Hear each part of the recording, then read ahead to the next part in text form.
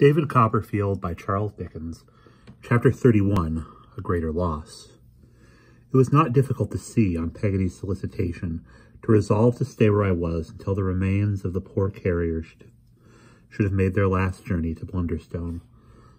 She had long ago bought, out of her own savings, a little piece of ground in our old churchyard near the grave of her sweet girl, as she always called my mother, and there they were to rest. I may claim the merit of having originated the suggestion that the will should be looked for in the box.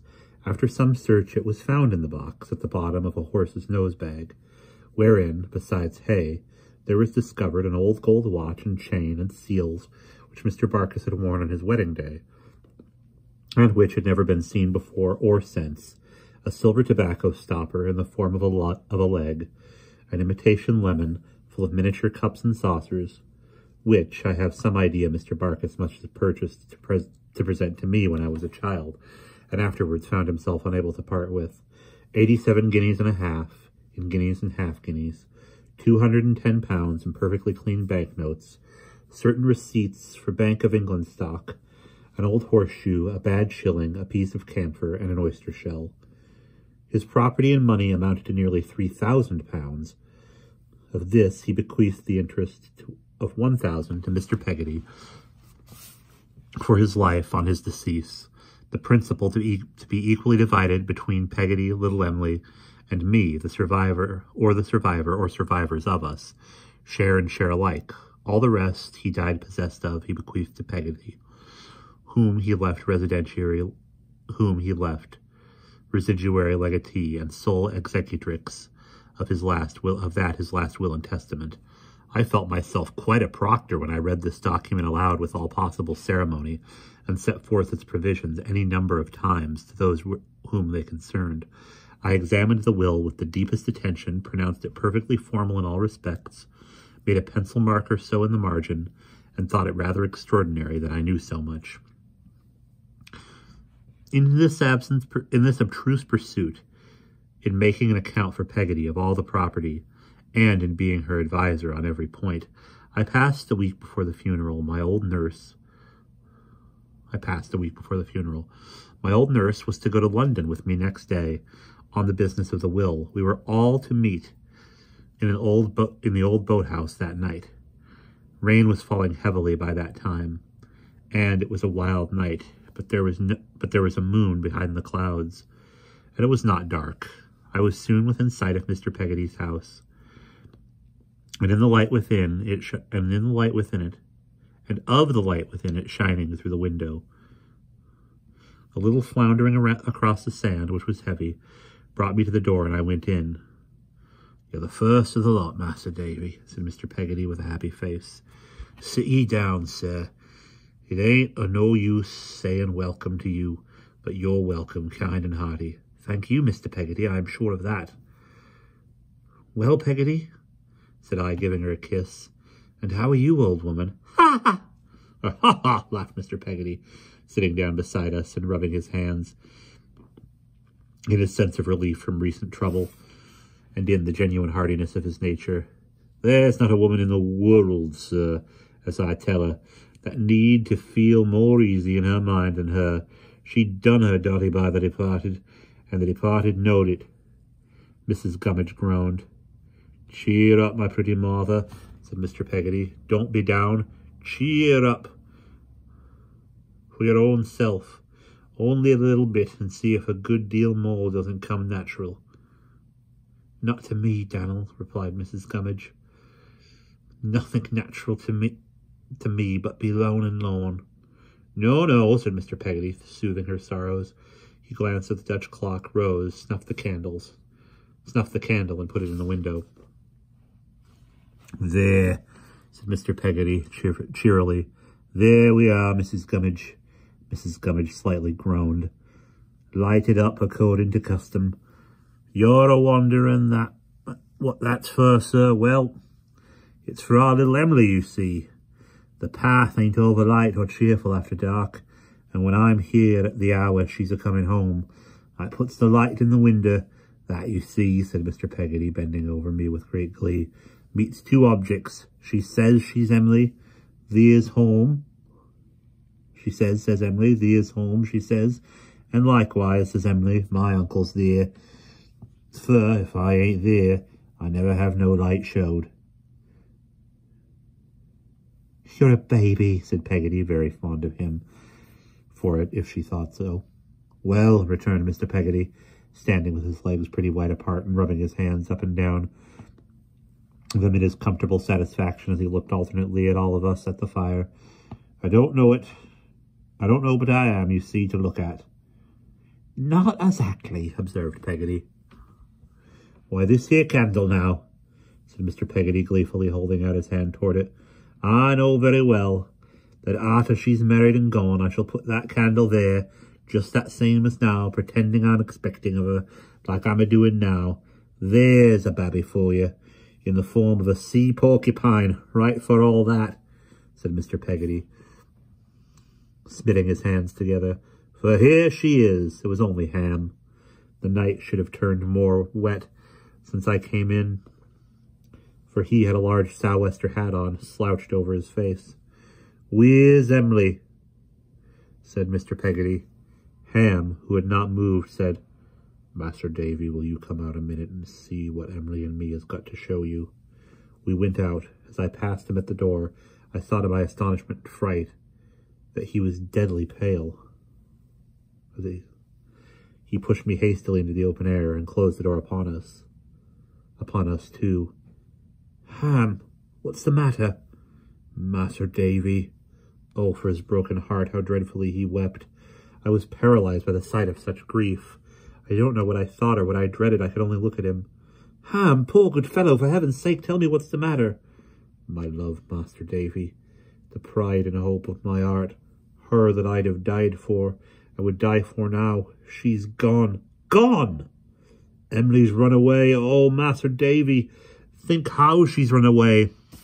When I pray my good and gracious God to kill her, her that is so dear above things, sooner than let her come to ruin and disgrace. I saw the door move, and instinctively tried to hold the latch on the outside, to gain a moment's time. It was too late. I remember a great wail and cry, and we all standing in the room, I with a paper in my hand which Ham had given me, Mr. Peggotty with his vest torn open, his hair wild, his face and lips quite white and blood trickling down his bosom. It had sprung from his mouth, I think, looking fixedly at me. Read it, sir, he said in a low, shivering voice. Slow, please, I don't know as I can understand. In the midst of the silence of death, I read thus from a blotted letter. When you, who love me so much better than I have deserved, even when my mind was innocent, see this, I shall be far away. I shall be far away, he repeated slowly. Stop, Emily, far away. Well, when I leave my dear home, oh, my dear home in the morning, the letter bore the date on the previous night. It will be never to come back unless he brings me back a lady. This will be found at night, many hours after, instead of me. Oh, if you knew how my heart is torn, if even you that I have wronged so much, that never can forgive me, could only know what I suffer. I am too wicked to write about myself. Oh, take comfort in thinking that I am so bad. Oh, don't remember how affectionate and kind you have all been to me. Don't remember we were ever to be married, but try to think of it as if I died when I was little and was buried somewhere. Tell Uncle that I never loved him half so dear as now. Be his comfort.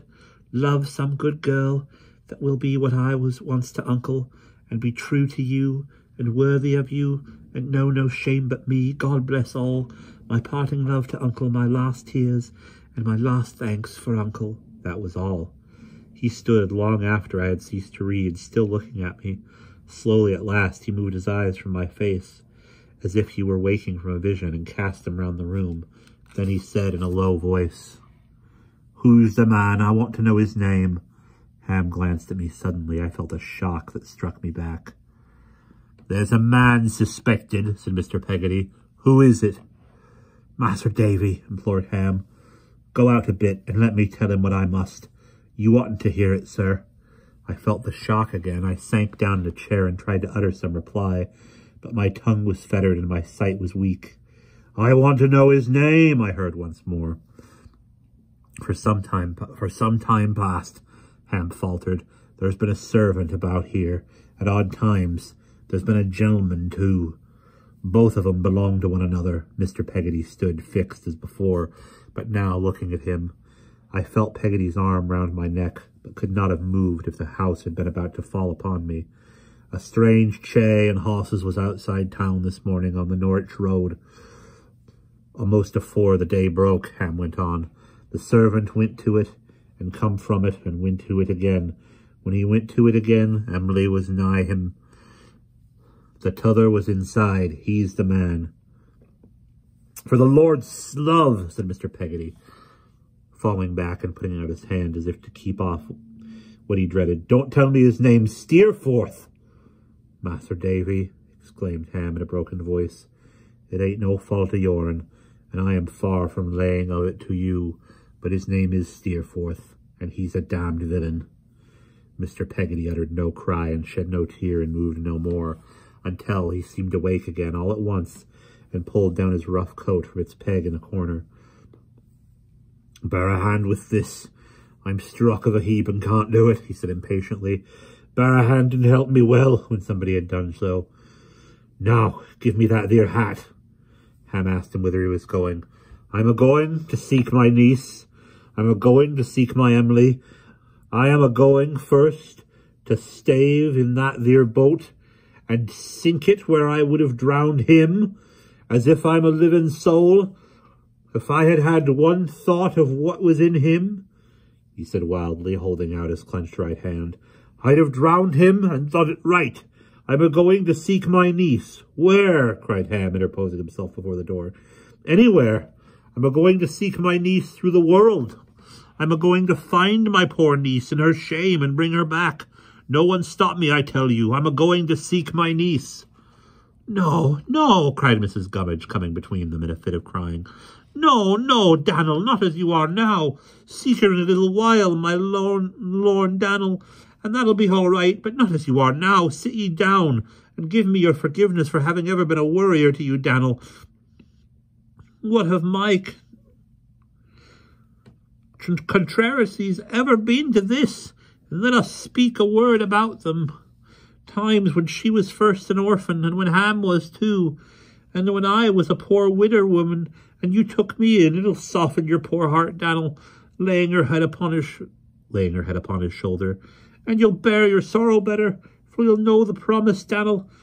As you have done unto the least of these, you have done unto me." He was quite passive now, and when I heard him crying, the impulse that had been upon me to go down upon my knees and ask their pardon for the desolation I had caused and curse Steerforth yielded a better feeling.